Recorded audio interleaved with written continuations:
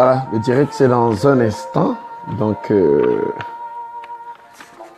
connectez-vous pour que nous puissions lancer avec l'enseignement de ce soir. Nous allons continuer le message d'hier. Vivre dans la perspective du dessein éternel de Dieu. Donc, je vais inviter quelques personnes.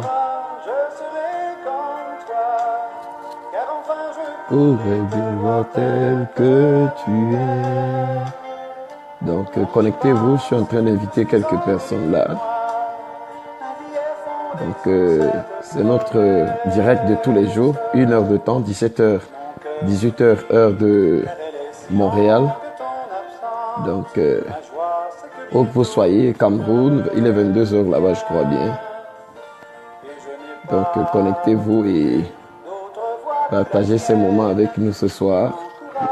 Comment vivre tous les jours dans la perspective du dessein éternel de Dieu. Puisque nous avons commencé à parler du dessein de Dieu. Comment vivre tous les jours donc dans la perspective de ce dessein-là.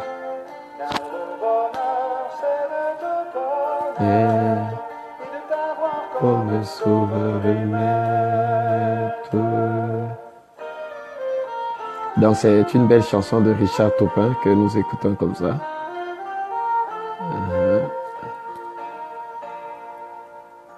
Mon cœur soupire, car elle est si longue ton absence. Ma joie c'est que bientôt tu reviens, bientôt Jésus revient.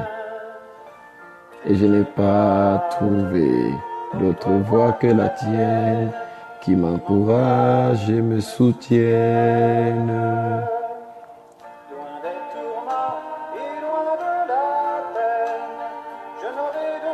Désir que de t'adorer. Belle chanson. Donc connectez-vous ce soir encore. C'est le message de demain que nous allons terminer aujourd'hui. Vivre dans la perspective. Donc ce sont des grandes lignes comme ça que vous pouvez appliquer dans votre vie chrétienne personnelle, dans votre marche personnelle avec le Seigneur. Donc des grandes lignes que nous indiquons sur la façon de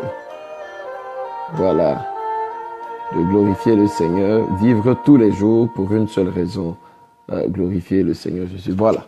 Donc, après cette belle chanson, nous allons prendre...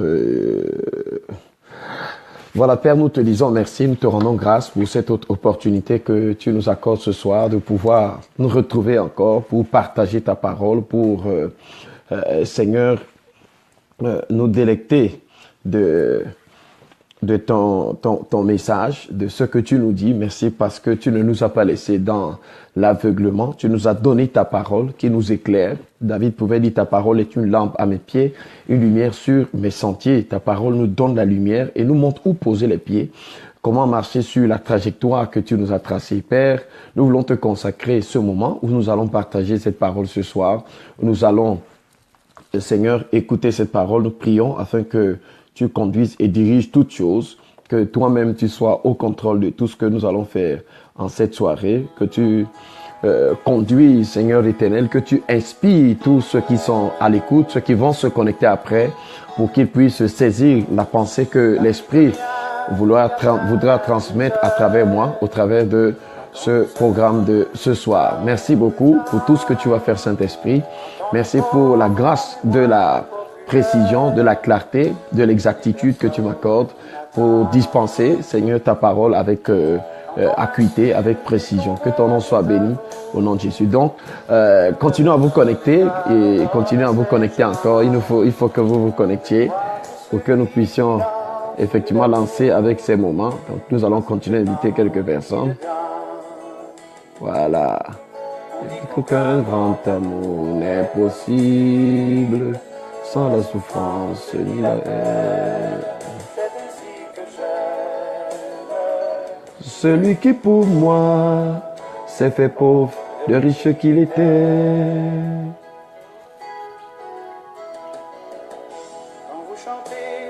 Dieu est bien vêtu, la croix qu'il me donne à porter.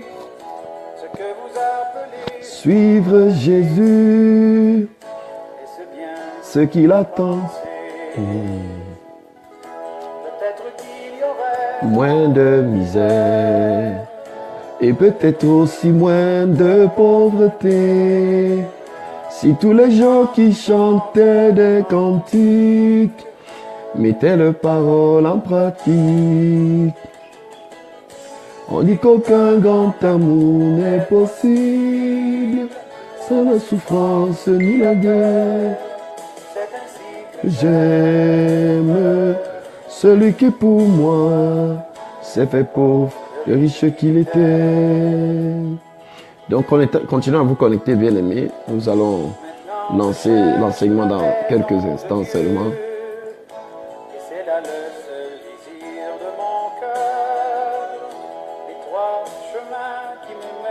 Donc, continuez à vous connecter et invitez d'autres personnes aussi. Je suis en train d'inviter aussi d'autres personnes. Amen.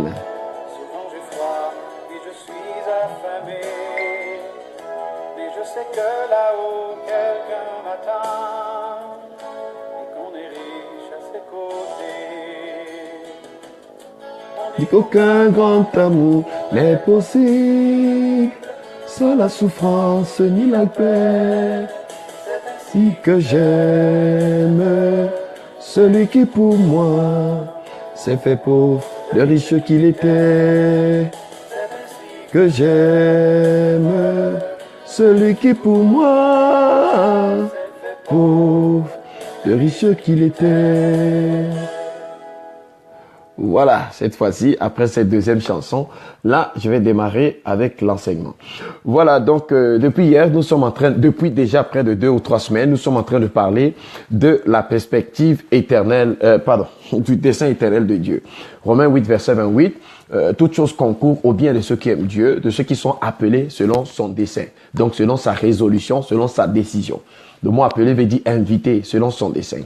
Car ceux qu'il a connus d'avance, il les a prédestinés à être semblables à l'image de son Fils, afin que son Fils soit le premier-né entre plusieurs frères. Dieu a donc un dessein selon lequel il voudrait qu'un ensemble de fils et de filles ressemble au Fils premier-né. Vous comprenez, pour que le Fils, qui était unique, devienne le premier-né entre plusieurs frères. Et vous savez, un enfant a la même vie que son père, donc il faut d'ailleurs déjà qu'il soit possible pour Dieu de déposer cette vie, bien aimé, de la féconder dans l'esprit de ces gens, et ensuite, bien aimé, de les entraîner par l'initiation, dans l'éducation, dans la compréhension de ses voies, ce que la Bible appelle l'adoption. Et pour atteindre cet objectif-là, Dieu ne travaille pas seul. Dans le livre de 2 Corinthiens, chapitre 6, verset 1 à 2, l'apôtre Paul dit que puisque nous travaillons avec Dieu, donc Dieu ne travaille pas tout seul. Et nous ici, bien aimé, parle de nous tous les enfants de Dieu, tous ceux qui sont effectivement devenus membres de la famille de Dieu à travers le salut. Donc hier, nous avons commencé par montrer donc que Dieu avait un dessein et que Dieu utilise les gens de tous les bords. Dieu a utilisé des fermiers, Dieu a utilisé des agriculteurs, Dieu a utilisé des techniciens, Dieu a utilisé des artistes, des artisans dans les Écritures pour accomplir son œuvre. C'était une façon, effectivement, pour moi de vous dire simplement que tous aussi, nous pouvons servir Dieu dans les différents domaines dans lesquels Dieu nous a placés. Il n'est pas question pour nous de changer forcément de métier, de changer forcément de travail. Certaines personnes pensent que pour glorifier le nom du Seigneur, il faut arrêter son travail ou bien il faut, je ne sais pas, quitter son travail, venir s'asseoir à l'église tous les jours, matin, midi, soir. Et je vous ai dit hier qu'il y a des gens que la Bible appelle les captifs. Dans le livre de Éphésiens chapitre 4, la Bible déclare que le même qui est descendu, c'est le même qui est monté. Et il a fait des captifs. Et de ces captifs, il a fait les dons aux hommes. Il a fait les uns comme apôtres, les autres comme pasteurs, les autres comme prophètes et docteurs pour le perfectionnement des saints en vue de l'œuvre du ministère. Donc ces gens doivent équiper les saints pour que les saints accomplissent l'œuvre du ministère. Ce n'est donc pas un individu seul qui est censé accomplir l'œuvre du ministère. Donc un pasteur à l'église doit travailler pour que chaque personne qui fréquente l'église accomplisse l'œuvre du ministère. Parce que quand nous on parle de ministère, les gens, à cause de la déformation qu'il y a dans l'église, nous voyons directement une assemblée, nous voyons directement une dénomination. Non, le mot ministère, ça veut dire, c'est le service, tout simplement. Vous comprenez? Donc, afin que chacun soit capable de servir là où il se trouve. Donc, nous avons commencé donc par vous démontrer hier qu'effectivement, d'abord, Dieu a utilisé les gens de tous les bords. Dieu a utilisé des écrivains, comme l'apôtre Paul, n'est-ce pas, pour accomplir une tâche bien précise. Il n'a pas utilisé tout le monde comme Paul. Il y a des gens qui étaient simplement là comme des compagnons d'œuvre qui formaient l'équipe avec l'apôtre Paul, comme les Timothée, comme les Épaphrodites, comme les Tite, comme les Philémon, qui travaillaient avec lui. Là, c'était une équipe. Et eux, ils travaillaient beaucoup plus, bien aimé, dans le domaine directement spirituel. C'est pas que les autres domaines ne le soient pas, mais bien aimés dans le Seigneur, ils étaient un peu comme dans le côté sacerdotal de l'accomplissement de cette tâche-là. Mais Dieu a fait de nous des rois et des sacrificateurs pour que nous puissions effectivement avoir l'impact dans les choses spirituelles et aussi dans les choses, effectivement, de la vie sociale, de la vie politique, de la vie, ainsi de tous les autres domaines de la vie. Et nous avons vu hier ensemble que lors de la construction du tabernacle, dans Exode chapitre 25, vous allez voir que le tabernacle, qui est en réalité le temple mobile de Dieu dans l'Ancien Testament,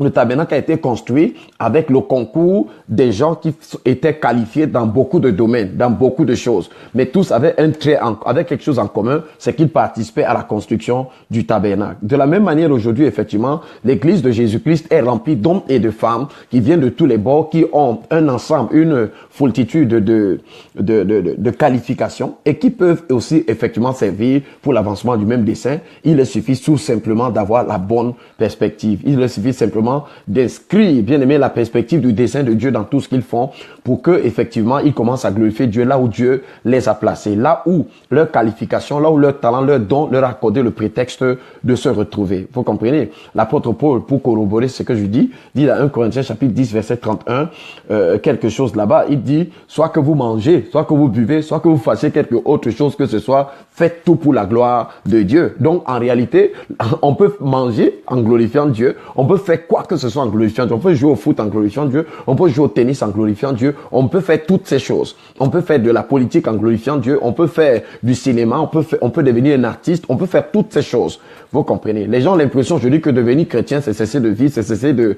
Non, bien au contraire. C'est que nous n'avons pas bien compris le mandat que Christ a donné à l'Église. Vous comprenez? Qui est celui d'aller partout dans le monde, aller partout dans le système, aller partout dans le cosmos pour faire de toutes les nations des disciples. Donc, il faut donc aller là où il y a les nations, il faut aller là où il y a les hommes, il faut aller là où il y a effectivement toutes ces personnes pour pouvoir les affecter là où elles se trouvent, pour pouvoir les toucher là où elles se trouvent. Donc, c'est un peu cela dans Exode chapitre 25 au niveau du verset 2. Le Seigneur dit ici à Moïse, que je vais lire cela, il y parle aux enfants d'Israël, qui m'apportent une offrande, vous la recevrez pour moi de tout homme qui la fera de bon cœur. Il s'agit ici effectivement des instructions que Dieu a données à Moïse par rapport à la construction du tabernacle. Et il lui dit donc comment ça va procéder. Il y parle aux enfants d'Israël. C'est pour dire que le tabernacle ne sera pas construit par un individu, le tabernacle sera construit par les enfants d'Israël. Donc Dieu ne compte pas sur un individu, mais dans la coordination, Dieu va donner le projet à Moïse, mais Dieu ne compte pas sur Moïse. Au verset 9, il dira que vous aurez soin de faire selon le modèle que je vais te montrer.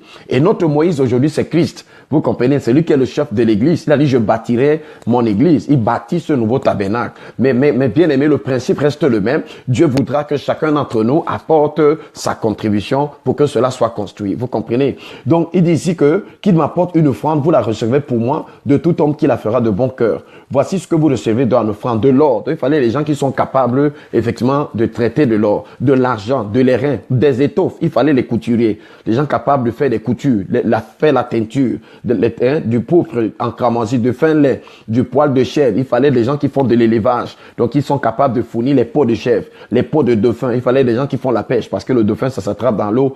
Et il fallait des gens qui apportent le bois d'acacia. Il fallait des sculpteurs. Il fallait des gens qui ont un rapport avec le bois. Il fallait des cultivateurs, de l'huile pour le chandelier, des aromates, de l'huile d'onction. Il fallait effectivement des gens qui se connaissent un peu en parfumerie, ainsi de suite. Donc, vous voyez que toutes ces différentes composantes devaient intervenir dans la construction de ce tabernacle.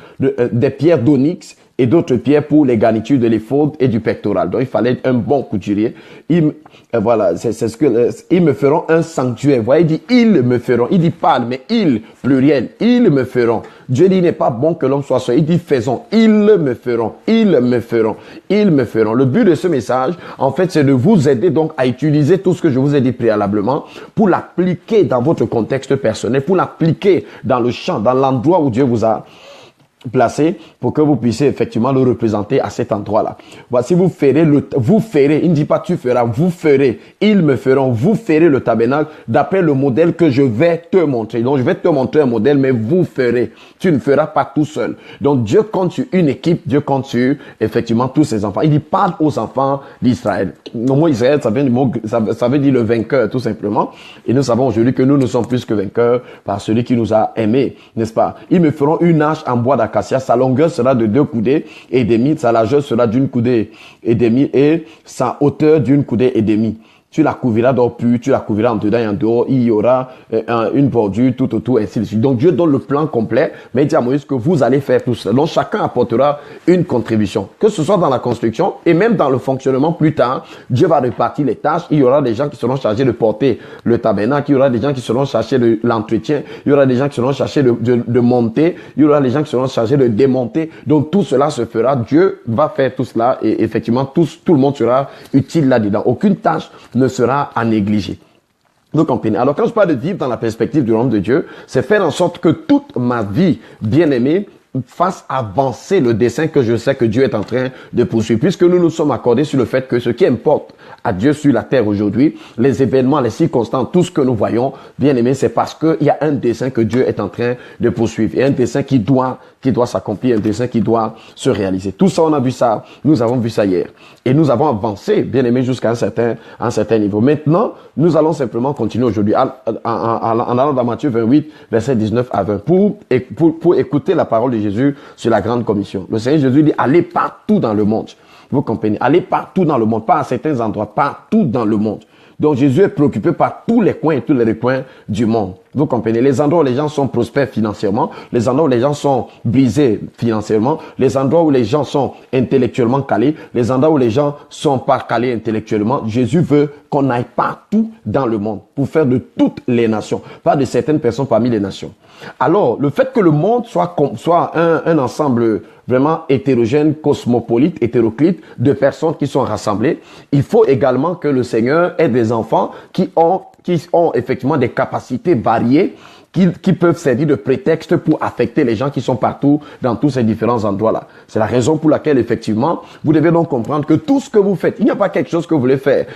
L'apôtre Paul dit que soit que tu manges, soit que tu boives, soit que vous fassiez quelque autre chose que ce soit, faites tout pour la gloire de Dieu. Donc, on peut tout faire pour que Dieu soit glorifié. Dans notre vie peut devenir un moyen par lequel, bien aimé, nous glorifions le Seigneur. Il suffit d'en prendre conscience, tout simplement, et d'inscrire cela dans la perspective. Vous comprenez? Donc, servir Dieu, c'est pas seulement être pasteur, être prophète, être apôtre, être docteur, ainsi de suite. Vous êtes à l'université, vous êtes un enseignant, un grand docteur là-bas, bien aimé dans le Seigneur. Si vous avez conscience du fait que le dessein de Dieu concerne les gens qui sont là, puisque, bien aimé, quel que soit le domaine dans lequel vous agissez dans la société, ce domaine va vous mettre en relation avec les hommes. Et les hommes, bien aimé, Dieu veut les sauver. C'est ces hommes que Dieu veut sauver pour faire les membres de son église, pour faire les membres de sa famille, pour faire les citoyens de son royaume. Donc, bien aimé, ça veut dire que votre position dans n'importe quel domaine est un prétexte. C'est pas la vraie raison. Vous comprenez? Seulement, beaucoup d'enfants de Dieu, parfois, quand Dieu te donne une position, bien aimé, la position finit par te posséder. Au lieu que la position, tu la possèdes pour atteindre le dessein de Dieu, pour accomplir quelque chose qui fasse avancer le dessein de Dieu. Parce que tu as compris, bien aimé, que le monde va passer. Sa convoitise aussi. C'est ce que la Bible dit dans le livre de 1 Jean. Bien aimé, que ce monde va passer ainsi que sa convoitise. Vous comprenez? Donc, l'apôtre Pierre dit que nous sommes comme des pèlerins et des voyageurs sur la terre. Mais qu'est-ce qui importe pour nous? Dans Apocalypse chapitre 14, verset 13, l'apôtre Jean déclare que heureux les morts qui meurent dans le Seigneur. Pourquoi? Parce que leurs œuvres les suivent. Avec quelle œuvre je vais partir de la terre? Avec quoi je vais quitter cette terre? Dans Apocalypse 22, verset 11 à 12, le Seigneur Jésus dit ici, voici je viens bientôt et ma rétribution est avec moi. Ma rétribution, c'est quoi? C'est la récompense et le salaire. Pour faire quoi? Pour rendre à chacun selon ce qu'est son œuvre. Vous comprenez? Donc, il y a l'œuvre de Jésus à la croix, il y a nos œuvres à nous que nous produisons personnellement pour rendre à chacun, pas à tous. Il ne s'agit pas d'une récompense globale, c'est une récompense individuelle. Donc, le Seigneur Jésus dit, quand vous pensez à mon retour, quand vous pensez que je viens bientôt, pensez à mes rétributions. C'est ça qu'il dit que je viens bientôt pour rendre à chacun selon ce qu'est son œuvre. Vous comprenez? Je viens bientôt pour rendre à chacun. Donc, bien aimé dans le Seigneur, il y aura un temps. L'apôtre Paul peut dire dans 1 Corinthiens 4, verset, c'est ne juger de rien avant le temps, jusqu'à ce que vienne le Seigneur qui va manifester les desseins des cœurs. 1 Corinthiens 4, verset 5. Alors chacun recevra de Dieu la louange qui lui sera due. Dans le livre 2 Corinthiens chapitre 5 verset 10, la Bible déclare que nous devons tous comparaître devant le tribunal de Christ afin que chacun reçoive selon le bien ou le mal qu'il a fait lorsqu'il était encore dans son corps, dans sa chair. Donc bien aimé, tous les enfants de Dieu doivent vivre pour ce rendez-vous avec le Seigneur, pour ce face à face avec le Seigneur. Lorsque le Seigneur te regardera dans les yeux, que dira-t-il? Dira-t-il, bon et fidèle serviteur, tu as été fidèle dans les petites choses, maintenant je te confie les grandes choses. Et pendant qu'on faisait cet enseignement, je vous ai expliqué ici que, bien aimé, nous sommes en ce moment dans l'ordre des choses provisoires, n'est-ce pas? 2 Corinthiens chapitre 4 verset 18, l'apôtre Paul dit que les choses visibles sont temporaires, sont passagères, sont dégradables, mais les choses invisibles sont éternelles. Donc pour l'instant, bien aimé, Dieu nous a placés dans les choses, dans l'ordre des choses visibles, les choses passagères, pour que chacun d'entre nous œuvre pour les choses éternelles. Le Seigneur Jésus peut dire dans Matthieu chapitre 6, amassez-vous les trésors dans le ciel, où la teigne et la rouille ne peuvent pas entrer. Donc, soyez sur la terre, mais vivez dans la perspective du ciel. Soyez sur la terre, vivez dans la perspective du monde à venir, du monde qui vient. Ça ne veut pas dire soyez passif, ça ne veut pas dire soyez inactif. Soyez bien actif dans ce monde, mais dans la perspective du monde qui est en train de venir, dans la perspective de l'éternité, dans la perspective. C'est ça qui faisait donc que les apôtres étant conscients de ça, Paul peut dire qu'à cause de l'excellence, de la connaissance du Seigneur Jésus-Christ, il dit j'ai renoncé à tout.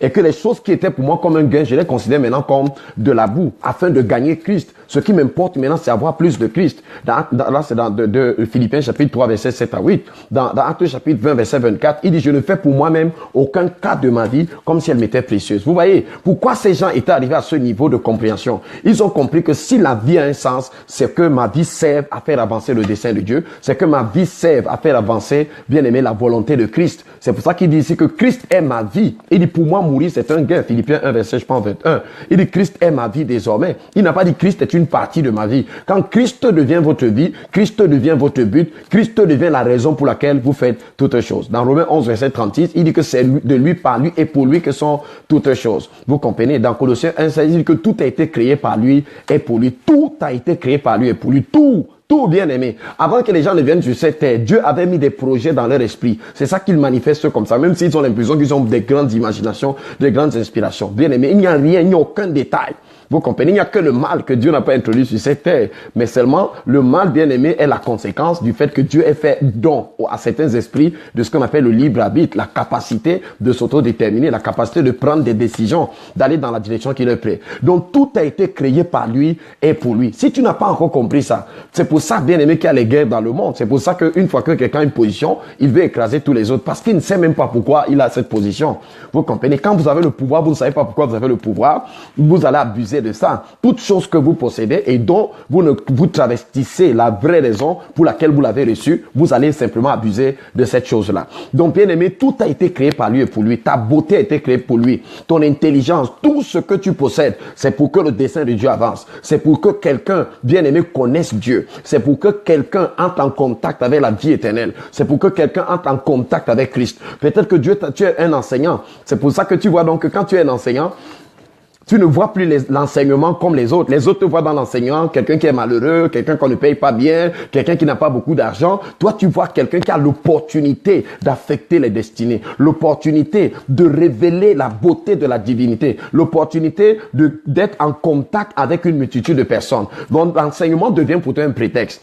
Toi qui es à l'hôpital, qui soigne les gens, tu ne soignes pas comme les autres. Tu n'es pas là pour pointer ton salaire. Tu es là parce que tu as l'opportunité d'être en contact avec les gens. C'est ça que ta façon de traiter les malades, ta façon de soigner les gens est différente de celle des autres. Vous comprenez? Oui, tu les soignes avec l'influence de la parole de Dieu dans ta vie. Parce que tu aimes ton prochain comme toi-même. Parce que effectivement, tu es prêt à te sacrifier pour ton prochain. Tu traites tellement bien les gens que les gens sont obligés de se poser les questions tout le temps. Mais toi, tu es qui? Pourquoi tu fais comme ça? Parce que en général, les hommes ne font pas comme toi. Parce que toi, tu n'es plus ordinaire. Tu es extraordinaire. Parce que le Dieu extraordinaire habite en toi. Et il t'a régénéré, t'a donné sa nature, t'a donné sa sagesse, t'a donné son onction, t'a donné le revêtement de sa puissance pour maintenant se révéler au travers de toi. C'est en cela qu'Ésaïe dit au chapitre 60, lève-toi, sois éclairé. Les ténèbres couvrent la terre, l'obscurité les peuples, mais sur toi, l'Éternel se lève. Donc Dieu veut se lever sur toi. Donc Dieu veut se révéler aux hommes. Dieu veut se manifester aux hommes. Et je vous ai expliqué hier que la révélation de Dieu dans la création est imparfaite parce que la création est impersonnelle. Elle n'est pas personnelle. Je vous ai dit ici que Dieu est révélé dans les Écritures. Mais les Écritures sont un indicateur vers, bien aimé, la personne. Jésus a dit dans Jean 5,39 que les Écritures rendent témoignage de moi et vous ne voulez pas venir à moi. Donc après les Écritures, nous devons aller à son contact. Nous devons aller vers lui. Nous devons aller au contact avec lui. Mais bien aimé, Dieu est réel. Dieu n'est pas une doctrine. Bien aimé, la doctrine nous parle de Dieu, mais Dieu n'est pas une doctrine. Dieu est une personne, c'est un être personnel. Il dit je suis l'Éternel. Vous comprenez? Donc il est un être personnel. Donc nous pouvons avoir une relation personnelle avec lui. Et Dieu, en habitant à l'intérieur de nous, veut se révéler au travers de nous afin que les gens qui sont en face de nous puissent le connaître. Donc il n'est pas question de toi ou de moi. Il est question pour le Père qui habite en nous de se révéler au travers de nous. C'est pour ça que le Seigneur Jésus, qui est l'exemple parfait, parce qu'on va arriver sur lui, l'exemple parfait de tout ce qu'on est en train de dire là, en tant que le but de Dieu, en tant que le moyen du but, en tant que l'exemple que Dieu nous a donné, il dit quoi? Il dit aux gens que quoi? Si vous ne croyez pas que je suis dans le Père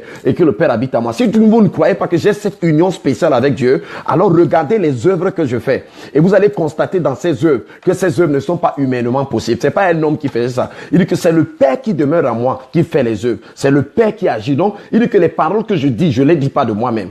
Il est possible, bien aimé. C'est pour ça donc que Dieu est venu entrer en union avec vous. Dans 1 Corinthiens 6, verset 17, la Bible dit que celui qui s'attache au Seigneur est avec lui un seul et même esprit. Dieu est donc devenu un seul et même esprit avec moi pour qu'au travers de moi, vous comprenez, on ne voit pas Dieu parce qu'il est invisible, comme on ne voit pas mon esprit. Mais tout ce que mon esprit veut et pense à l'intérieur de moi s'exprime au travers de mon corps et des actes que je pose. Vous comprenez un peu? On ne voit pas Dieu qui habite aussi en moi, mais bien aimé, mes actions, mes paroles, mes attitudes, mes pensées, toutes ces choses permettent à Dieu d'être révélé au travers de moi. Je deviens donc le tabernacle de Dieu. C'est pour ça que la Bible déclare que la parole a été faite chair et elle a habité parmi nous.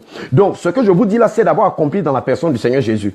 Et qu'est-ce que Jean déclare? Jean dit que nous avons contemplé sa gloire, comme la gloire du Fils unique venu du Père. C'est une version de la Bible dit comme la gloire du seul Fils engendré, sorti du Père. Nous avons contemplé sa gloire. Ça veut dire que quoi? La gloire de Dieu que Moïse disait, fais-moi voir ta gloire. Jean dit que nous avons contemplé cette gloire, comme la gloire du Fils unique venu du Père. Jean chapitre 1. Et vous voyez que plus tard, il dit personne n'a jamais vu Dieu, mais que Dieu, le Fils unique qui est dans le sein du Père, est celui qui l'a révélé. Le mot révélé, c'est ginosko, celui qui l'a manifesté, celui qui l'a dévoilé. C'est comme s'il y a un voile qui empêche aux gens de voir Dieu. Alors le Fils l'a mis en évidence. Le Fils l'a révélé. Maintenant, lui, il l'a fait et il nous a envoyé faire la même chose. Comme le Père m'a envoyé, Jean 20, verset 20-21, moi aussi je vous envoie. Maintenant, nous sommes envoyés maintenant pour que Dieu, maintenant, nous devenons les nouveaux tabernacles de Dieu. Quand on dit que la parole a habité parmi vous, le mot habiter, ça vient du grec skeno, qui veut dire dresser une tente, dresser une maison, dresser un tabernacle. La parole a donc dressé son tabernacle sur la terre. Donc, le tabernacle physique qui était construit par Moïse avec le peuple d'Israël, maintenant annonçait tout simplement, bien aimé, l'habitation mobile de Dieu. Et cette habitation mobile est venue. Vous n'oubliez pas que quand, dans 1 Roi chapitre 8, verset 23, quand Salomon a fini de construire le temple, il a dit à Dieu, oh Dieu, je sais que les cieux et les cieux ne peuvent pas te contenir, encore moins cette maison que je viens de construire. Mais je prie pour que quand quelqu'un viendra à cet endroit, exauce-le du lieu de ta demeure des cieux. Donc Salomon, le prophète, reconnaît que Dieu n'habite pas dans un temple fait de main d'homme. C'est ce que l'apôtre Paul dit dans Acte 17, verset 24, que Dieu n'habite pas dans des temples faits de main d'homme. Il n'est point servi par les mains humaines comme s'il avait besoin de quoi que ce soit. Mais le même Paul déclare aux Corinthiens, ne savez-vous pas que vous êtes le temple du Saint-Esprit et que l'Esprit de Dieu habite en vous. Donc le Saint-Esprit qui est Dieu habite maintenant en nous. Et c'est pour ça que maintenant le Saint-Esprit veut se révéler au travers de moi. Et c'est dans cette union, bien aimé, que l'impact naît. Ça veut dire que je prends conscience que Dieu habite en moi et Dieu est venu habiter en moi pour faire équipe avec moi. Pour que ensemble, c'est pour ça que il dit à Moïse que quoi? Je serai avec toi. Donc comme je serai avec toi, nous allons venir à bout de Pharaon. Quand je serai avec toi, nous allons venir à bout des Égyptiens. Il dit à Josué, je serai avec toi. Comme je serai avec toi, nous allons conquérir la terre promise. Vous comprenez? Il dit à Gédéon, je serai avec toi. Comme je serai avec toi, nous allons venir à bout de Madian. Il dit dans Matthieu 28, je suis avec vous tous les jours jusqu'à la consommation des âges. Pour faire quoi? Il est avec nous pour atteindre l'objectif qu'il nous a donné. Vous allez voir que chaque fois que Dieu dit à quelqu'un, je suis avec toi, c'est après lui avoir parlé d'une mission. Il a dit à Moïse que quoi? Je suis descendu parce que j'ai entendu les cris que les oppresseurs font pousser à mon peuple en Égypte. C'est pour ça que je suis descendu pour les délivrer. Vous voyez le mode opératoire de Dieu. Il dit, je suis venu les délivrer. Moïse était content. Moïse n'a rien dit. Mais après, quand Dieu dit au verset 11, exhorte-toi à Moïse que, va, je t'enverrai. Verset 10 à 11, je t'enverrai. Moïse dit que je suis qui? Dieu dit, il n'y a pas de problème. Moi, je serai avec toi. Donc, on sera ensemble. Dieu et moi, nous allons faire équipe. Bien-aimé, Dieu est venu faire donc équipe avec nous pour que son dessein s'accomplisse. Donc, Dieu ne nous envoie pas accomplir son dessein en restant au ciel. Mais le Dieu qui va accomplir ce dessein, il n'est pas cantonné dans une église avec 4 murs. L'église est pour nous comme une sorte d'université, un lieu d'entraînement où nous venons parce qu'il y a quelqu'un que Dieu a établi, qui a une certaine expérience dans la marche avec Dieu, qui a déjà marché avec Dieu. Et Dieu veut que sa relation profite maintenant à d'autres personnes. C'est pour ça qu'il met ces personnes sous sa charge. Quand nous avons fini de nous entraîner, il faut aller dans le terrain pour jouer le match. Et le match se joue où? Dans la vie de tous les jours. Se joue dans la société. Le match se joue dans tous ces endroits-là. Vous comprenez? Le match ne se joue pas à l'intérieur de l'église. La Bible déclare que vous êtes la lumière du monde, pas la lumière de l'église. Vous êtes le sel de la terre, pas le sel de l'église. Donc c'est sur la terre que la saveur de Dieu qui est en nous doit être ressentie. L'apôtre Paul déclare que nous répandons partout la bonne odeur de sa connaissance. Partout où nous allons. Pour certains, c'est une odeur de mort, pour d'autres, c'est une odeur de vie. Vous comprenez? Nous répandons partout. Vous comprenez ça? Donc, bien-aimés dans le Seigneur, vous êtes un instrument puissant entre les mains de Dieu. Vous comprenez? Vous n'êtes pas n'importe qui. Et dès que vous commencez à comprendre ceci, vous commencez à entrer un peu dans l'extraordinaire. Pourquoi? Parce que par votre foi, en reconnaissant ce que vous êtes, la Bible dit dans Philémon 1 verset 6 que la participation de notre foi devienne effective par la reconnaissance de toutes choses bonnes en nous.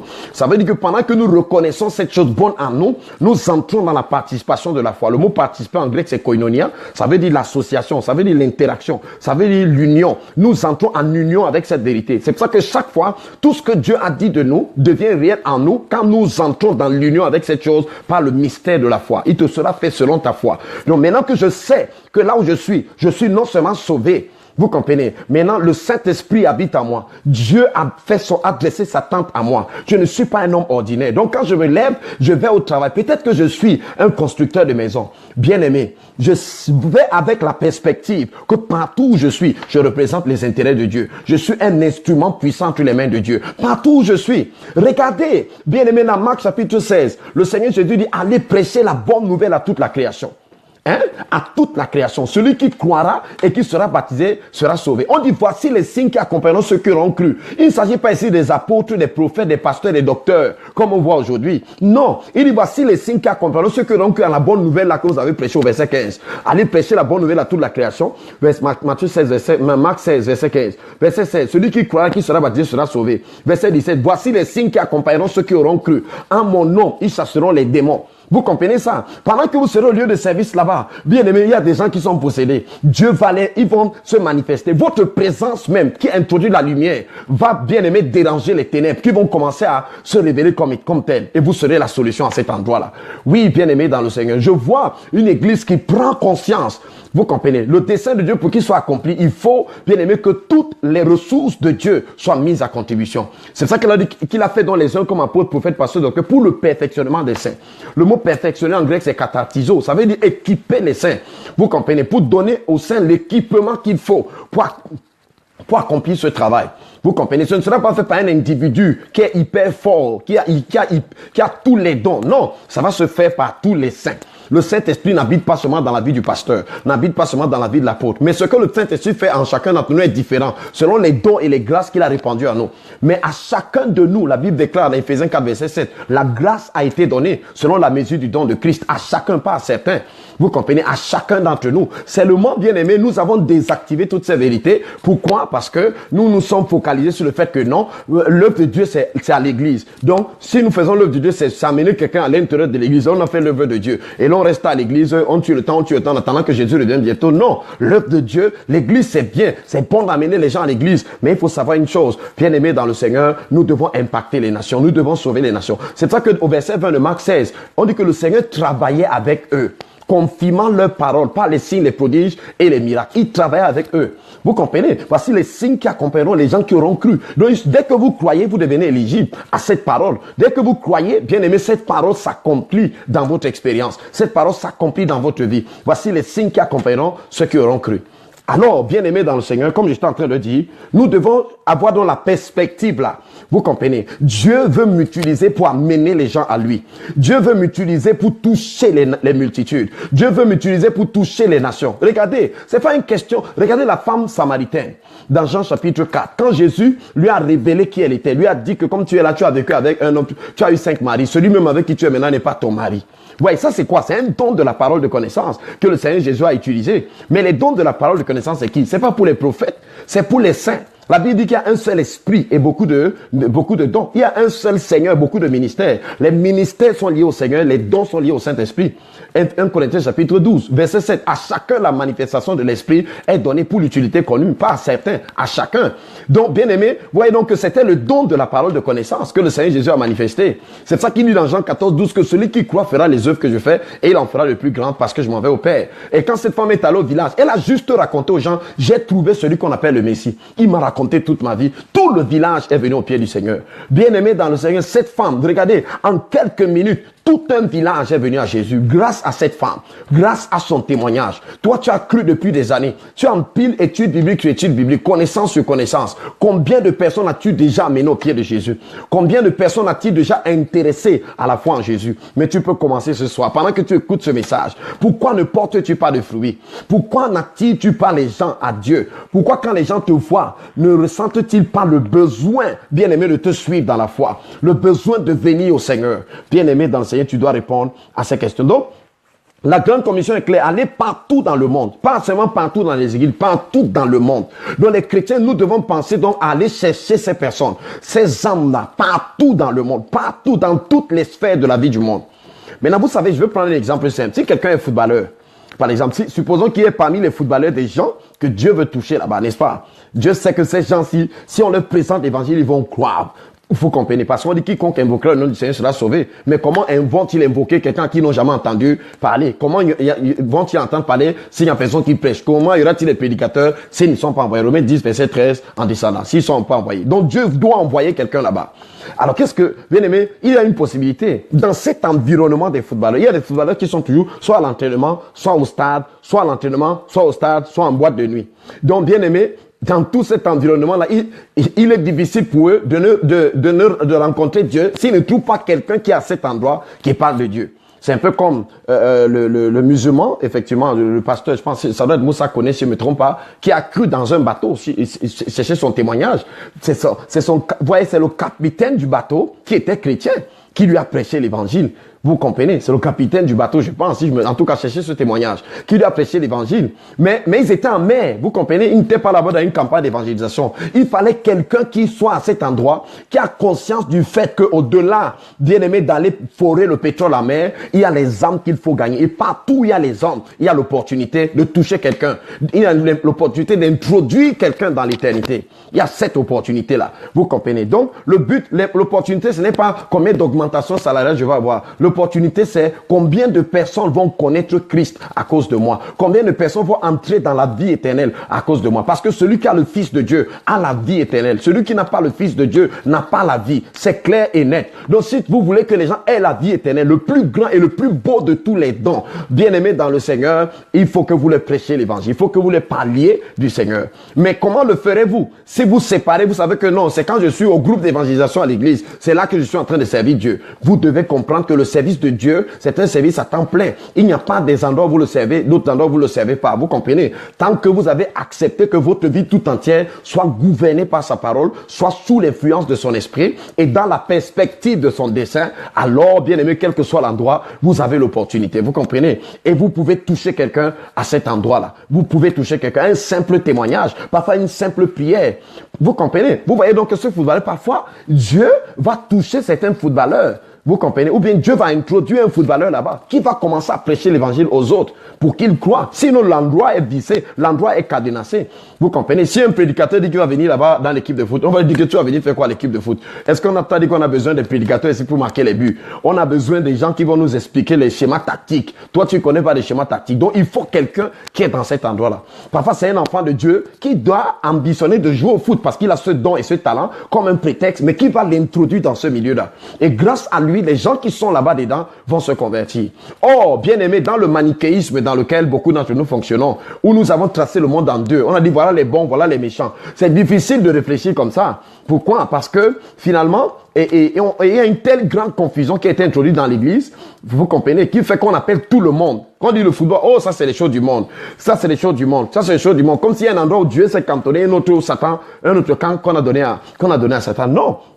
La Bible dit dans Jean 3,16 que Dieu a tant aimé le monde. Dieu ne déteste pas le monde. Le monde en tant que le cosmos, en tant que la création, en tant que le cercle de la terre, en tant que les masses des populations qui peuplent la terre. C'est pour eux que le sacrifice de Jésus a été fait. 1 Jean chapitre 2 verset 1 à 2. Vous comprenez? Je vous ai écrit ces choses afin que vous ne péchiez pas. Si quelqu'un a péché, nous avons un avocat auprès du Père Jésus qui est le juste, qui s'est lui-même offert comme une victime expiatoire, non seulement pour nos péchés, mais aussi pour ceux du monde entier. Jésus est une victime expiatoire, non seulement pour nos péchés, mais pour ceux du monde entier. Donc Jésus a versé son sang pour que chaque âme sur cette terre, bien aimée, soit rachetée. Jésus a versé son sang pour que chaque être humain soit sauvé. Vous comprenez? C'est pour ça qu'il dit qu'allez faire de toutes les nations. Il n'a pas dit de certaines nations ou de certaines personnes. Donc nous devons avoir l'ambition de conquérir tous ces endroits. Et vous voyez, nous n'avons pas à avoir peur. Parce qu'avant d'envoyer les apôtres, Jésus leur dit d'abord, toute autorité m'a été donnée dans le ciel et sur la terre. Tout pouvoir m'a été donné. Pas me sera donné. M'a été donné. Ça a déjà été fait. Donc je suis en position de pouvoir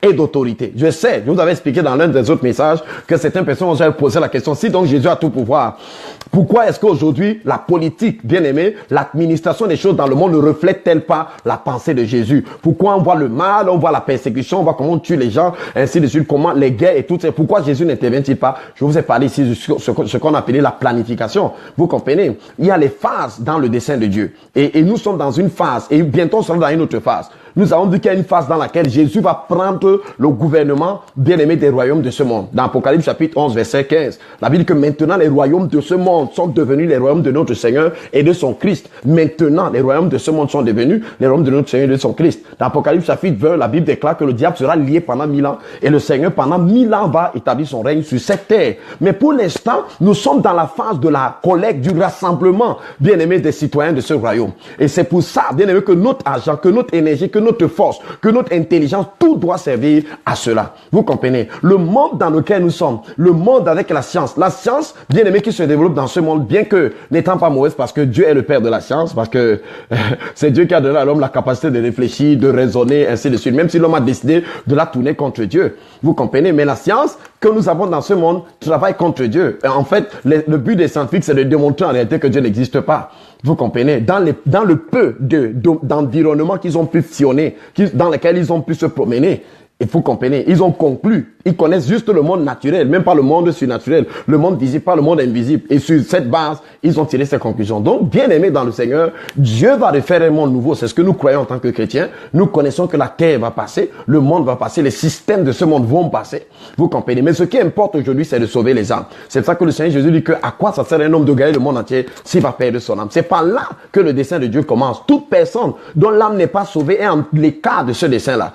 Elle peut être utilisée comme on utilise le papier pour emballer, bien aimé, un chocolat. Mais après, on mange le chocolat, on jette le papier à la poubelle parce qu'il ne sert à rien du tout. Mais bien aimé, c'est quand vous recevez Christ dans votre cœur par la foi que vous entrez dans la phase de l'accomplissement de ce dessein par rapport à vous. Parce que Christ est venu et a introduit l'exécution du plan de Dieu par sa mort à la croix. Ephésiens 3, verset 11. Donc, bien aimé, comme je suis en train de dire, donc, nous devons penser donc monde, aller partout dans le monde. Le monde représente aussi le gouvernement, vous comprenez, le système, l'économie satanique, bien aimé, en charge de l'administration de Satan qui influence les affaires de la terre. Vous avez vu que dans Luc chapitre 4, verset 7 à 8, Satan dit à Jésus que adore-moi, moi je vais te donner les nations du monde et leur gloire. En d'autres termes, prosterne-toi devant moi, je vais te livrer l'autorité sur ces nations, car cela m'a été donné et je les donne à qui je veux. En d'autres termes, j'ai reçu l'autorité sur les nations. Et j'exerce cette autorité et je la donne, je la concède à quiconque accepte de me servir, de se prosterner devant moi. Donc, vous voyez un peu. Donc, c'est ça le monde. Quand on parle du monde, n'aimez point le monde. C'est le système de Satan. C'est l'influence de Satan. C'est la pensée satanique. C'est pour ça que la seule façon, on dit Dieu a tant aimé le monde. Après, on dit n'aimez pas le monde. Donc, il faut faire la différence entre les deux. Vous comprenez? Ainsi de suite. Sinon, ça va créer la confusion. Et ça va créer une sorte de sectarisme ou ce que j'appelle le manichéisme. C'est ça que dans Jean 17, quand le Seigneur Jésus prie, il dit, Père, je ne te prie pas de les ôter du monde. Vous comprenez? Je ne te demande pas de les enlever de ce monde. Vous comprenez? Mais de les préserver plutôt du mal. Ça veut dire que Jésus dit ici que Père, je sais qu'ils seront dans le monde. mais ils ne seront pas du monde. On peut être dans le monde sans être de ce monde. Jésus disait, mon royaume n'est pas de ce monde. Vous comprenez? Mais il ne disait pas que mon royaume n'est pas dans ce monde. Puisqu'il disait que le royaume de Dieu est au milieu de vous. Vous comprenez? Ici, Jean 17, il dit, et maintenant je viens à toi et je dis ces choses dans le monde, afin qu'ils aient en moi, afin qu'ils aient en eux en ma joie parfaite. Je leur ai donné ta parole et le monde les a haïs parce qu'ils ne sont pas du monde, comme moi je ne suis pas du monde. Je ne te prie pas de les ôter du monde. Je ne te prie pas de les enlever du monde, mais de les préserver du mal. Ils ne sont pas du monde comme moi je ne suis pas du monde. Vous comprenez ça? Je ne te prie pas. Alors qu'est-ce qui permet de les séparer, de les ôter, de les enlever du monde? Le verset 17. Sanctifie-les par ta vérité. Ta parole est la vérité. Ça veut dire que plus nous embrassons la parole, plus c'est clair, la différence sera claire. Vous comprenez, les valeurs du monde et nos valeurs seront différentes. Mais nous sommes tous dans le même espace physique, dans le même espace géographique qu'on appelle le monde. Vous comprenez, le cosmos, ainsi de suite. Donc, nous devons avoir la vision là. Et nous n'avons pas à avoir peur. Jésus dit que aller partout dans le monde, tout pouvoir. Le mot pouvoir en grec, c'est exousia. C'est-à-dire, c'est la capacité de permettre et d'interdire. L'autorité décisive. Il dit que l'autorité décisive m'a été donnée. Aller en sachant que c'est moi qui suis en position d'autorité.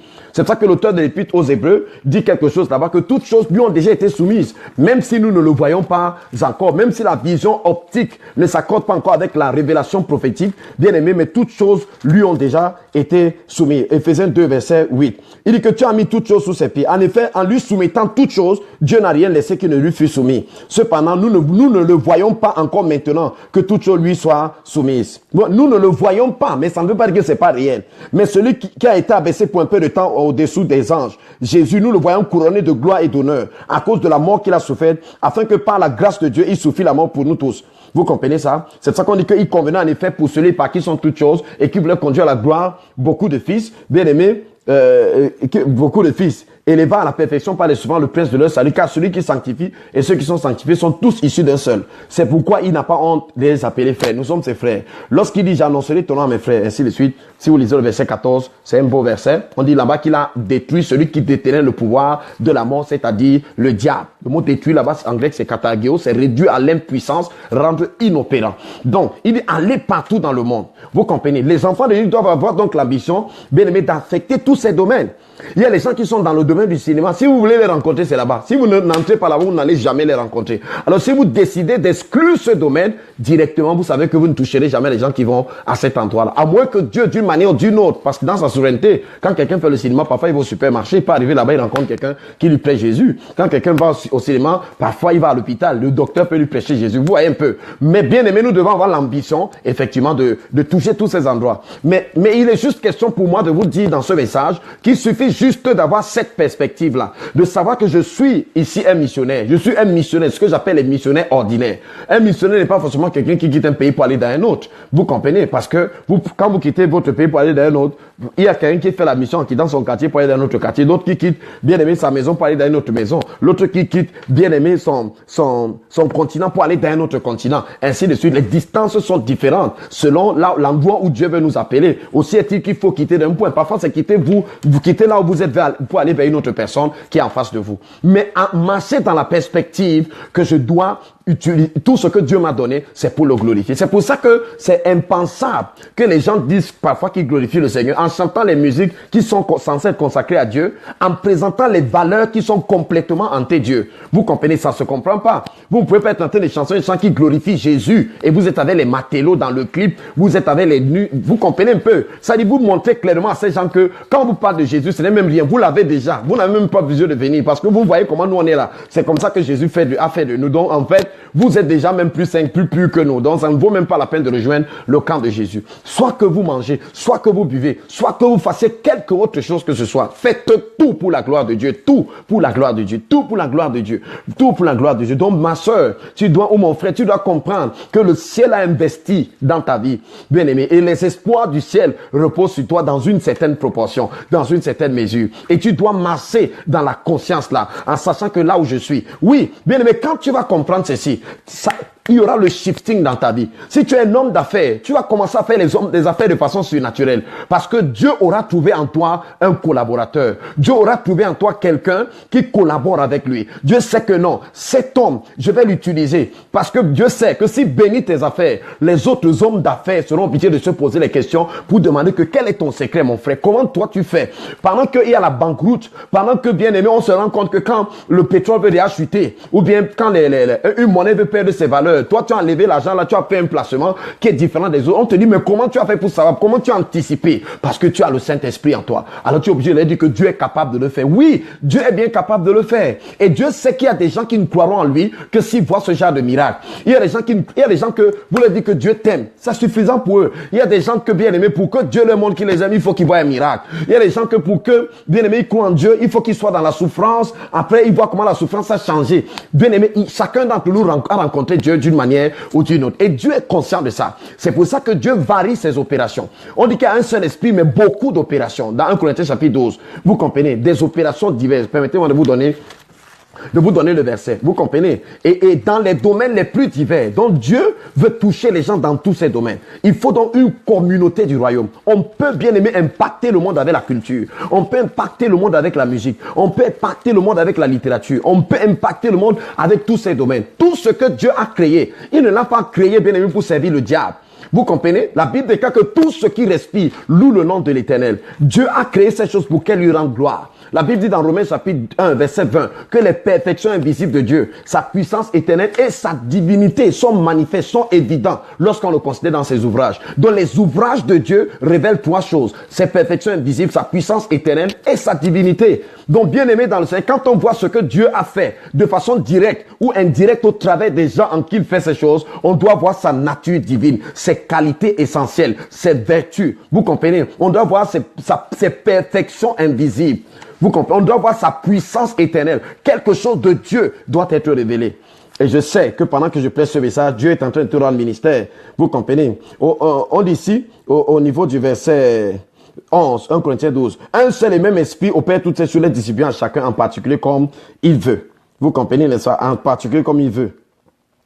Donc, on dit ici que il y a diversité d'opérations, mais le même Dieu qui opère tout en tous. Diversité d'opérations. Donc Dieu diversifie ses façons d'opérer. Mais un seul Dieu. Vous comprenez? Aujourd'hui, regardez les tonnes de personnes comme ça qui se rassemblent dans les stades pour bien aimer chanter les chansons à la gloire des footballeurs, des tonnes de personnes. Et on ne fait qu'inventer les sports sur les sports pour maintenir les gens dans la distraction, pour amener les gens à oublier Dieu, à n'avoir même pas le temps.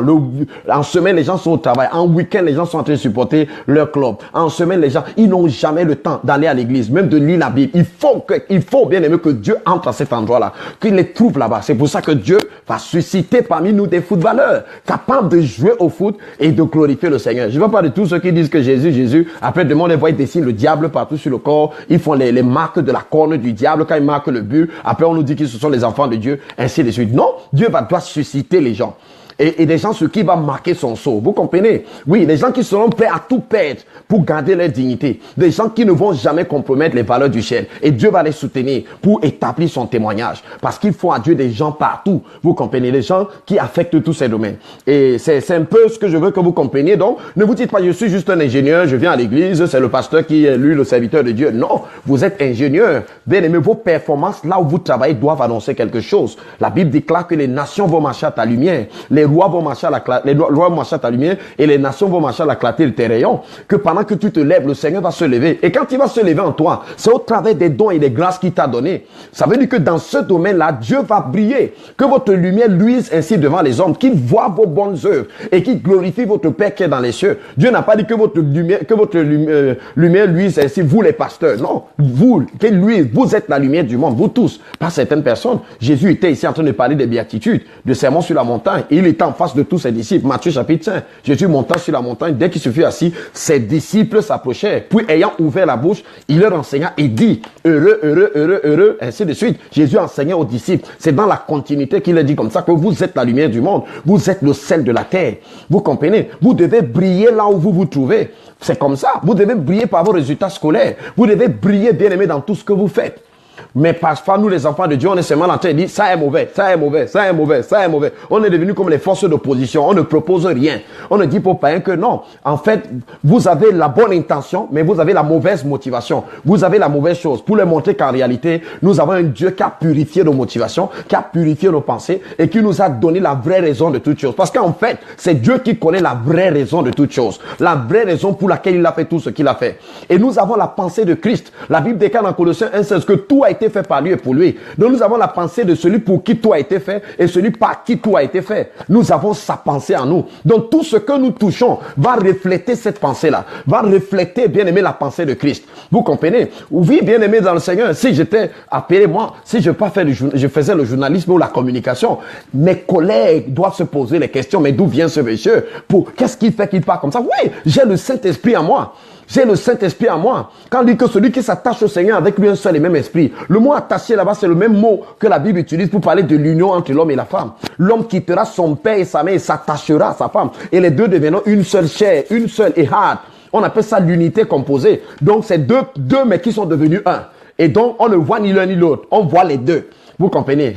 On voit les deux. Un peu comme l'âme et l'esprit sont tellement liés qu'il n'y a que la parole pour nous dire que non, ici c'est l'âme, ici c'est l'esprit. Mais quand vous les voyez, vous voyez souvent une seule chose. Oui, bien aimé, les deux sont tellement liés. Dieu ne reste pas sur le trône. Il habite maintenant en moi pour se révéler au travers de moi. Et il dit que quand moi je me lève avec la lumière que j'ai et que je suis éclairé, sur moi l'Éternel se lève. Donc quand je me lève, l'Éternel se lève. On se lève ensemble. Pam! Et l'impact est dans le monde. Vous comprenez? Oui, il faut qu'on révèle Dieu à ce monde. Il y a les gens qui connaîtront Dieu après une croisade d'évangélisation parce qu'on appréciait. Jésus est mort sur la croix, ainsi de suite. D'autres ont déjà entendu cette histoire et elle ne leur dit plus rien du tout. Il faut que Dieu s'introduise dans leur vie de façon musclée pour que ces personnes-là puissent céder leur cœur. Jésus a dit comment Dieu a rencontré l'apôtre Paul. Vous comprenez? Il a vu un truc surnaturel. La lumière brillait, pam, il est tombé. Le Seigneur lui a dit, Paul, il a dit, tu es qui? Et c'est là, bien aimé, qu'il s'est converti. Donc, bien aimé dans le Seigneur, Dieu connaît ça. Dieu connaît cela. Donc, bien aimé, c'est pour ça qu'il y a eu des gens qui ont fait un travail remarquable. Et je vous ai parlé hier et quand vous voyez la façon avec laquelle ces ministères se sont déployés, bon, moi, je ne suis pas garant du témoin de ces personnes, mais l'œuvre qu'elles ont produit, vous comprenez, indique quand même quelque part un certain impact dans l'avancement du royaume de Dieu. Vous comprenez? Il y a beaucoup d'autres ministères comme ça là sur la terre et qui ont cette pensée-là et c'est bien. Vous comprenez? Et c'est une bonne chose. En fait, j'essaie de vous dire simplement que le dessein de Dieu concerne les détails les plus élémentaires de votre vie. Le fait que votre mariage reflète la pensée de Christ, ça fait avancer le dessein de Dieu. Le fait que vos enfants soient élevés dans les voies du Seigneur, ça reflète le dessein de Dieu. Le fait que votre témoignage dans votre quartier annonce qu'il y a un Dieu qui influence votre vie, ça reflète le dessein de Dieu. Vous comprenez? Il suffit de commencer par comprendre que vous ne vivez plus pour vous-même. Paul dit, si je vis, c'est plus moi qui vis. Maintenant, c'est Christ qui vit en moi. Ou c'est Christ qui vit par moi. Donc, c'est Christ qui vit maintenant sa vie au travers de moi. Non seulement Christ est ma vie, mais Christ vit aussi en moi. Vous comprenez? Mon but est aussi de connaître le même Christ. Donc, toute ma vie, c'est Christ. Vous comprenez? Donc, ça ne veut pas dire que Paul laissait le matin Christ, à midi Christ, le soir Christ. Non. Dans Acte 20, il dit que c'est mon pouvoir à mes besoins et aux besoins de ceux qui sont avec moi. En d'autres termes, j'ai travaillé. Paul travaillait. Paul construisait les tentes. C'était un fabricant de tentes. Vous comprenez? Mais sa perspective, la finalité de ce qu'il faisait, c'était Christ. Dans toutes choses, bien aimé. J'aimerais que demain matin, quand tu vas te lever pour aller au travail, ta vision change. Vous comprenez? Tu n'as pas besoin d'une autre consécration pour ça. C'est un appel que Dieu nous a adressé. Tous les enfants de Dieu ont cet appel-là. Vous comprenez? Maintenant, il y a d'autres appels spéciaux ou spécifiques que Dieu t'adressera lorsqu'il verra ta fidélité. Et si jamais il t'appelle à autre chose. Mais déjà, cet appel seulement en tant que chrétien, tu peux convertir toute ton entreprise. Tu peux amener les gens à Christ là-bas. Oui. Il y a des francs-maçons là-bas dans ton entreprise. Hein? Mais, bien aimé, on les rencontrera nulle part. C'est l'entreprise qui vous permet de vous frotter, de vous retrouver. Et c'est là qu'ils auront le témoignage de ce que Dieu est et de ce que Dieu fait là dans l'entreprise. Parce qu'ils vous auront rencontré à cet endroit-là. Donc, bien aimé dans le Seigneur, voilà un peu ce dont je suis en train de parler. Donc, il a fait donc de nous des rois et des sacrificateurs. Maintenant, l'autre chose. Regardez, ce que je suis en train de vous dire ici par rapport au royaume de Dieu, c'est ce que Satan exploite de son côté là-bas. Vous comprenez? Vous allez vous rendre compte que quand vous regardez dans une société, vous allez voir que le leadership global de la société se retrouve quelque part dans les loges de la franc-maçonnerie, dans les loges sataniques, dans les loges diaboliques. Vous comprenez? Vous pouvez vous poser la question que, mais pourquoi ils ont la loge en commun? C'est parce qu'en fait, ils font tout ce qu'ils font dans la société dans la perspective de glorifier celui qu'ils viennent adorer dans la loge, donc Satan.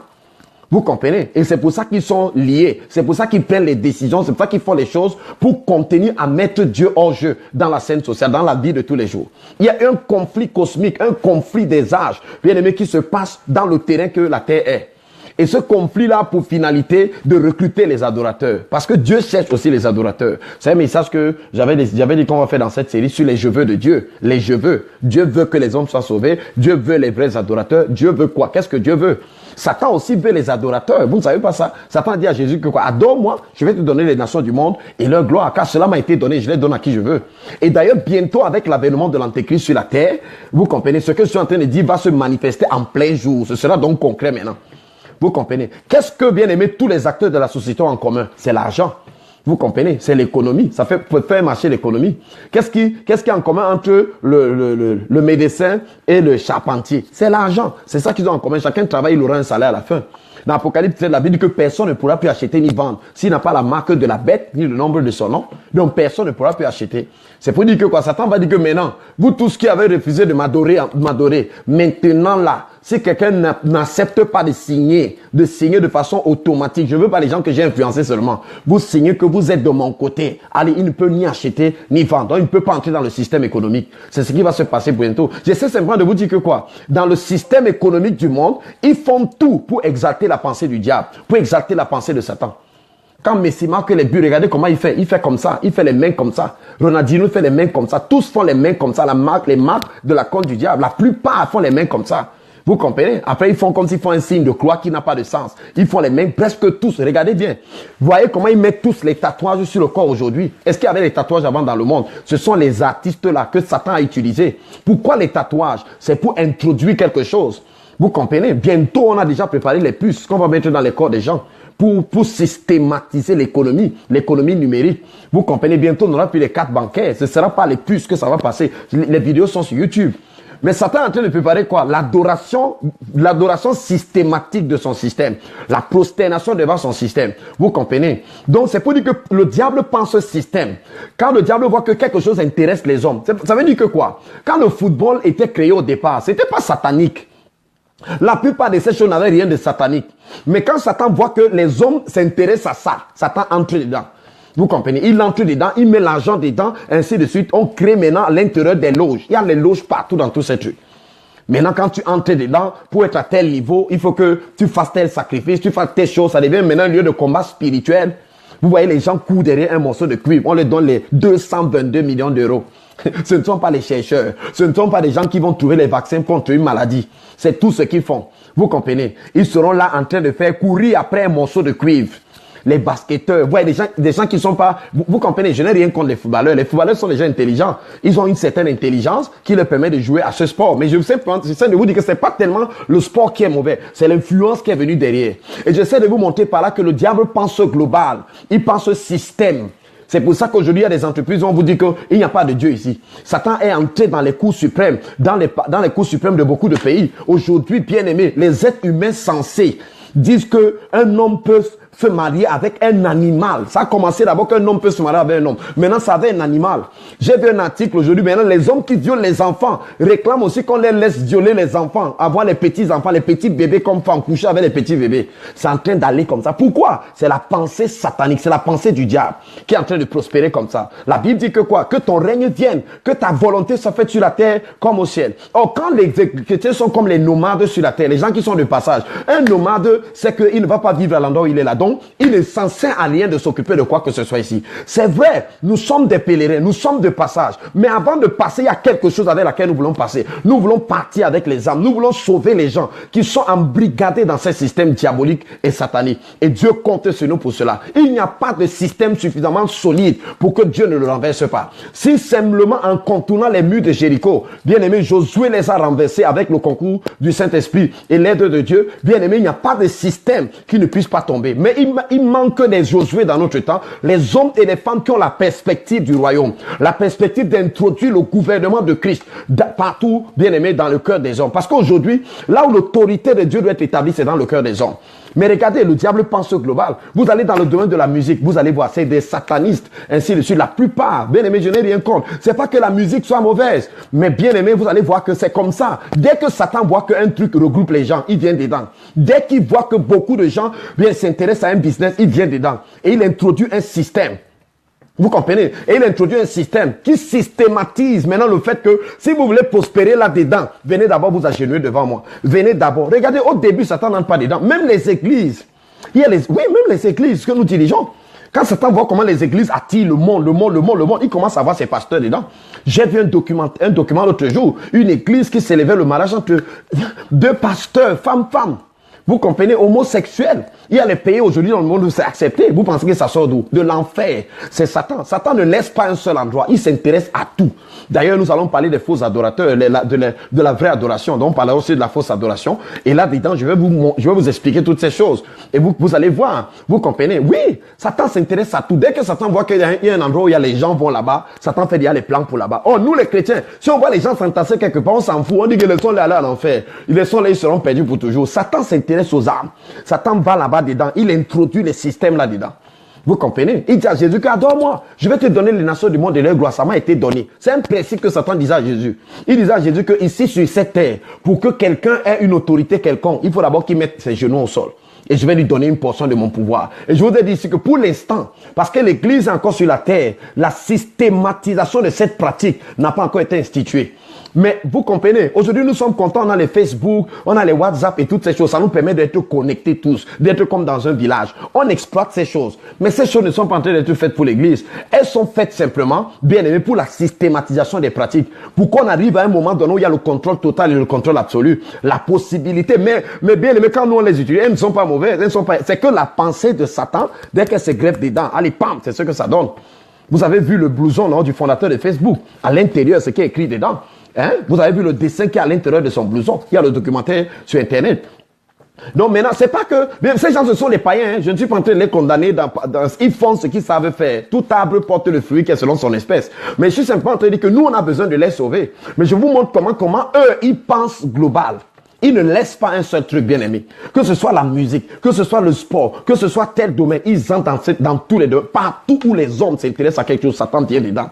Vous comprenez? Il vient dedans, il établit un ordre, il systématise la pratique du mal, l'adoration de lui, Satan. Vous comprenez? Et c'est pour ça que nous, en tant que chrétiens, nous aussi, nous devons avoir une mentalité conquérante. Le Seigneur Jésus dit, je bâtirai mon église. Il dit, les portes du séjour des morts ne prévaudront point contre elle. Les portes du séjour des morts ne tiendront pas contre mon église. Jésus parlait ici d'une église qui est offensive. Les portes parlent de quoi? Du gouvernement satanique. Vous comprenez? Vous avez déjà vu une porte où vous attaquez en tant que chrétien? Non. Le mot porte ici a une valeur symbolique. Jésus parlait des portes. Les portes, on dit que les anciens siègent aux portes de la ville. Ruth chapitre 4. Rappelez-vous, quand il fallait racheter Ruth, Boaz est allé à la porte de la ville. Rappelez-vous dans Genèse 19, lorsque les anges allaient détruire Sodome. Bien aimé, Lot était où? Il était à la porte de la ville. Vous comprenez? Les portes de la ville. La porte, c'est là où les anciens siègent. C'est ce que dit la parole de Dieu. Donc, la porte de la ville qui siège là-bas, c'est ceux qui prennent les décisions qui affectent la vie de la cité. Jésus dit, je vais bâtir maintenant mon parlement. Et mon parlement aura la puissance. Vous comprenez? De telle sorte que les portes, les gouvernements de tous ces endroits ne tiendront pas devant mon église. Vous comprenez? Et c'est pour ça que, bien aimé, il y a une église qui doit s'élever dans cette saison. Malheureusement, beaucoup d'enfants de Dieu, dès que vous entrez dans ces milieux, on vous convertit là-bas. Allez, vous-même, vous commencez à faire comme tout le monde. Vous oubliez pourquoi vous êtes venu là-bas. Vous devenez content, vous devenez heureux parce que vous avez maintenant une belle voiture, parce qu'on vous a donné un bon poste de travail. Vous oubliez pourquoi vous êtes là. Regardez Shadrach, Meshach et Abednego. C'était comme ça. Vous comprenez? Ils sont un peu l'exemple de ce que, ils étaient un peu dans leur temps, c'est l'exemple de ce que nous devons être aujourd'hui. Ils étaient dans une terre étrangère, dans un pays païen, mais ils gardaient les valeurs de Yahweh. Vous comprenez? On a élevé une statue, on a dit que tout le monde, on va chanter une musique, tout le monde danse dans cette musique. Satan est en train de préparer sa musique pour que tout le monde danse avec la musique là. Eux, ils ont dit que non, nous, on ne va pas fléchir les genoux devant une statue. Vous comprenez? C'était la globalisation à cette époque. Vous comprenez? Oui. Nous, on ne va pas se prosterner. On ne va pas danser devant ces statues. On refuse. Ça ne peut pas arriver. Lisez Daniel chapitre 3, verset 1 à 11. On ne va pas se prosterner devant cette statue. Donc, je suis simplement en train de vous montrer que Satan, lui, il s'implique dans tout ce que les hommes font. Il a un but. Vous comprenez? Un but. Systématiser le mal. Systématiser. Se couronner lui-même. Parce que Satan n'a pas perdu son rêve. Ésaïe 14. Je serai, verset 13 à 14. Je serai semblable au Très-Haut. Je vais établir, vous voyez un peu. Satan a un but qu'il est en train de poursuivre. Et il s'implique dans tout ce qui intéresse les hommes. Et là-dedans, bien aimé, il introduit ses valeurs. C'est pas que les choses elles-mêmes sont innocentes. Le cinéma est innocent. Mais Satan s'approprie le cinéma pour faire quelque chose de mauvais. Alors, si nous n'apportons pas, bien aimé, la pensée de Dieu dans ce même domaine, qui est innocent, qui n'a rien fait, mais qui est instrumentalisé, les gens vont boire le cinéma satanique. Là, on va voir les hommes s'embrasser, les femmes s'embrasser, ainsi de suite. Aujourd'hui, vous allez à l'école, le système éducatif, comme ici, c'est pourri. On dit déjà aux enfants qui ont à peine 10 ans, 11 ans, que quand vous allez grandir, vous avez 3 orientations sexuelles. Vous pouvez être un homme, vous pouvez être une femme, ou bien vous pouvez être bisexuel, les deux en même temps. On le dit ça à l'école. Donc, demain, après-demain, si les démons d'homosexualité te saisissent, allez, va, suis seulement la tendance là. Suis la tendance là, bien aimé. Oui, suis la tendance là. Qu'est-ce que nous allons faire? Nous n'avons rien à faire. Nous, on dit que non, ça nous concerne. Prenez les décisions. Non, on va se taire. Non, on va rester là tranquille. On n'a rien à dire. Ésaïe 14. Il dit ici, regardez Satan. On dit ici que te voilà tombé du ciel, astre brillant, fils de l'aurore. Tu as battu à terre, toi le vainqueur des nations. Tu disais en ton cœur, je monterai au ciel, j'élèverai mon trône au-dessus des étoiles de Dieu. Je m'assierai sur la montagne de l'assemblée à l'extrémité du septentrion. Je monterai sur le sommet des nuits, je serai semblable au Très-Haut. Mais tu as été précipité dans le séjour des morts. Satan dit, je serai semblable au Très-Haut. Comme on adore Dieu, on va m'adorer aussi. C'est pour ça que vous voyez dire à Jésus, adore-moi. Ça veut dire que Satan cherche quelque chose de clair. Il cherche l'adoration. Vous comprenez? Il cherche l'adoration. Bien aimé, cela convoque plusieurs choses en même temps. Ouais, l'expérience de Shadrach, Meshach, Abednego nous montre que il faut une église aujourd'hui qui est vraiment convertie à Christ. Une église qui vit pour l'essentiel, honorer Christ. Vous comprenez? Une église dans laquelle la devise, la mission, le but devient Christ. Comme Paul, comme c'était l'église de Paul et des apôtres. Vous comprenez? Parce que Satan utilisera toutes ces choses pour amener les gens dans les compromis. Et c'est dans cela que nous nous trouvons aujourd'hui. Vous comprenez? L'église est là, mais elle ne représente rien du tout. Elle n'impacte personne. Vous avez vu, à cause de Shadrach, Meshach et d'Abednego, le roi Nebuchadnezzar était obligé de publier un décret que dans tout son royaume, celui qui n'adore pas le Dieu de Shadrach, de Meshach et d'Abednego sera taillé en tas d'immondices. Mais ces gens étaient prêts à mourir pour leur Dieu. Ils étaient prêts, bien aimés, C'était ça leur témoignage là-bas. Bien aimé, voici ta saison aussi. Voici ton tour, voici ton temps. C'est à toi de marquer ta génération. Toi, même la simple conversion ne va pas dans ta vie. Tu es chrétien, tu vis comme les païens, tu parles comme les païens, tu t'habilles comme les païens, tu manges, les seins sont dehors, les fesses sont dehors, les matelots, ainsi de suite. Non, Dieu m'a sauvé par la grâce, je suis sauvé, ainsi de suite. Qu'est-ce qui est vraiment sauvé chez toi? C'est ça la question. Oui, je refuse pas la grâce. Je suis un prédicateur de la grâce de Dieu. Tout le monde le connaît. Donc, bien aimé dans le Seigneur, quel témoignage tu rends? Au quartier, les garçons au quartier te font la cour. Ils couchent avec toi comme ils couchent avec tout le monde. Tu vas impacter qui? Dans ta famille, personne ne sait même que tu es chrétien. Il y a des gens, tu es chrétien depuis 10 ans. Personne n'a jamais, les gens ne t'ont jamais suivi à l'église. Parce qu'il n'y a rien à suivre chez toi. Rien d'attrayant. Bien aimé, il faut que les choses changent. Vous comprenez? Il y a une compagnie de vainqueurs qui doit s'élever pour renverser l'autorité du dragon dans les vies des gens. La Bible déclare qu'il y avait une confrontation dans les 12, dans les 12, le grand dragon rouge face à la femme. Vous comprenez? Ils l'ont vaincu. Il y a des gens comme ça. Donc, bien aimé, je suis venu vous dire ce soir que nous devons, en tant qu'Église de Dieu, donc, nous lever, vous comprenez, n'est-ce pas? Donc, je vais lire dans Daniel chapitre 3 quand même, quand j'ai parlé de l'histoire du verset 6. Il dit, quiconque ne se prosternera pas et n'adorera pas sera jeté à l'instant même au milieu de la fournaise. Vous voyez ça? Mais regardez au verset 3. On dit ici que le roi Nebuchadnezzar fit convoquer les satrapes, les intendants, les gouverneurs, les grands juges, les trésoriers, les jurisconsultes, les juges et les magistrats des provinces pour qu'ils se rendissent à la dédicace. Vous voyez ça? Cette dédicace concerne toutes les couches de la société. Donc Satan compte être intronisé sur toutes les couches de la société. Il n'y a pas quelqu'un qui doit rester à l'écart. C'est pour ça qu'il s'intéresse à toutes les couches de la société. Il doit convertir les gens. Aujourd'hui, il ne peut pas encore établir de façon tyrannique cette autorité sur toutes les nations.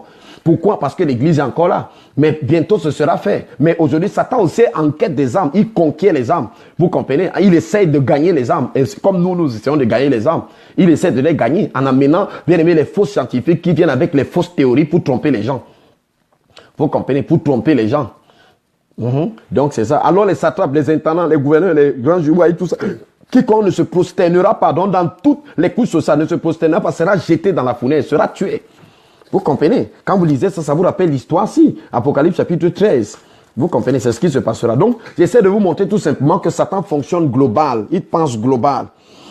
Apocalypse chapitre 13, verset 15. Il fut donné, verset 16. Et elle fit que tous, petits et grands, riches et pauvres, libres et esclaves, reçussent la marque sur leur main droite ou sur leur front. Et que personne ne put acheter ni vendre sans avoir la marque de la bête ou le nombre de son nom. C'est ici la sagesse, ainsi de suite. Vous avez vu ça? que celui qui a de l'intelligence, quand c'est un nombre d'hommes. Son nombre est le 666. C'est ce que ces gens sont en train de faire. Savez-vous que le Parlement de l'Union européenne, soit à Strasbourg, soit à Bruxelles, l'une des salles de l'Union européenne là-bas, la chaise numéro 666, personne ne s'assoit jamais dessus.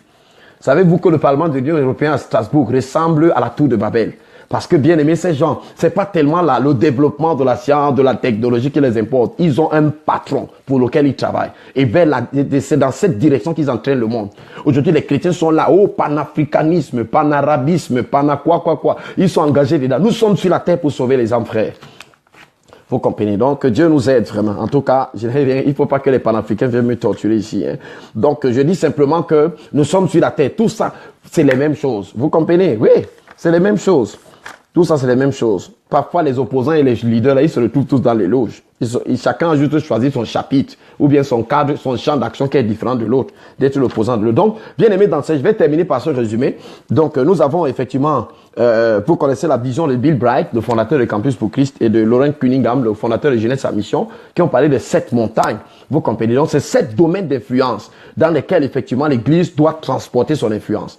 Mais je dis déjà que dans ces 7 domaines-ci, les chrétiens sont déjà partout là-bas. Mais il faut simplement qu'ils aient la perspective du royaume à ces différents endroits. Vous comprenez? La mentalité de conquérir dans ces différents. Et quand je dis conquérir ici, c'est pas conquérir les cœurs des hommes, c'est gagner les cœurs des hommes. Vous comprenez, n'est-ce pas? Donc, il y a le foyer, il y a la famille.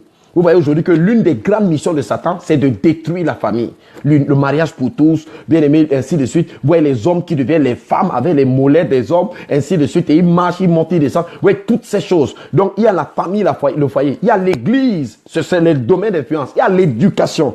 Il y a les médias. Vous voyez les médias aujourd'hui.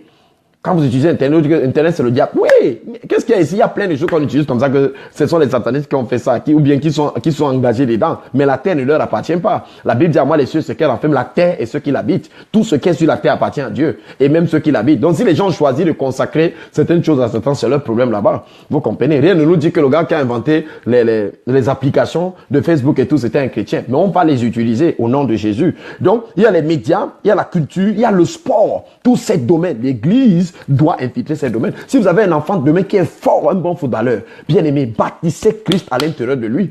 Vous comprenez? Bâtissez Christ à l'intérieur de lui. Quand il sera là-bas, bien aimé, il touchera les gens. Il dira aux gens que non, si je suis fort comme ça, c'est à cause de Jésus. Les buts que je marque là, c'est Jésus. C'est pas tellement que le football soit quelque chose de spécial ou de particulier, mais c'est seulement que c'est un truc qui est attractif. C'est l'un des premiers sports aujourd'hui dans le monde. C'est des milliards de personnes, bien aimés, qui sont dans le monde, qui s'intéressent au football. Donc, si vous vous intéressez par ça, ça veut dire que vous vous intéressez par ce milliard de personnes. Vous les dites, allez en enfer, allez mourir là-bas. Il y a la culture, vous comprenez? Il y a l'art. Ainsi de suite. Nous diabolisons tout. On ne dit pas aux frères que non, c'est vrai, tel côté est mauvais. Mais voilà, vous pouvez faire l'art spirituellement. Vous pouvez faire l'art comme des chrétiens. Vous comprenez? Et transposer ou bien véhiculer des messages artistiques, mais qui informent les gens sur Dieu, qui parlent de Dieu, qui parlent de quelque chose. Ainsi de suite. Il y a là, il y a la politique, il y a le sport, il y a l'économie, le commerce, la science, la technologie. Donc, bien aimé, il y a tous ces 7 domaines. Il y a même le domaine de la politique qui représentent les 7 montagnes. Donc, comme le temps est déjà passé, je ne vais pas insister beaucoup là-dessus. Donc, on pourra revenir là-dessus si jamais, peut-être demain. Peut-être demain.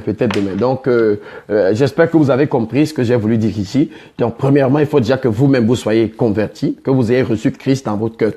Jésus n'est pas venu pour négocier avec toi ta vie. Il a dit, si quelqu'un veut venir après moi, qu'il renonce à lui-même. Vous comprenez ça? Donc c'est clair.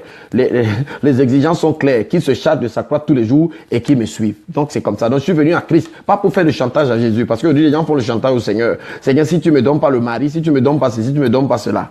Non, bien aimé, ta vie lui appartient même si tu donnais rien du tout.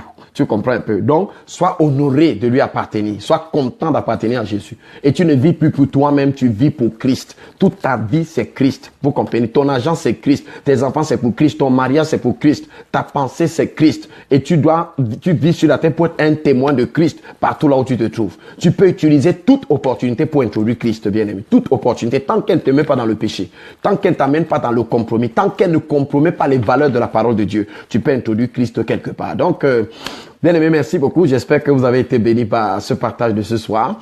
Ne manquez pas de m'écrire pour me faire état de cela, pour que je puisse me réjouir du fait que le message a touché quelqu'un. C'est vrai que j'ai pas vu beaucoup d'affluence comme c'était le cas hier. Bon, il y a les jours comme ça, mais il y a quand même quelqu'un qui a écouté ce message et quelqu'un qui l'écoutera après, certainement qui en fera bon usage. Merci beaucoup. Bye, bye, bye, bye. Shalom.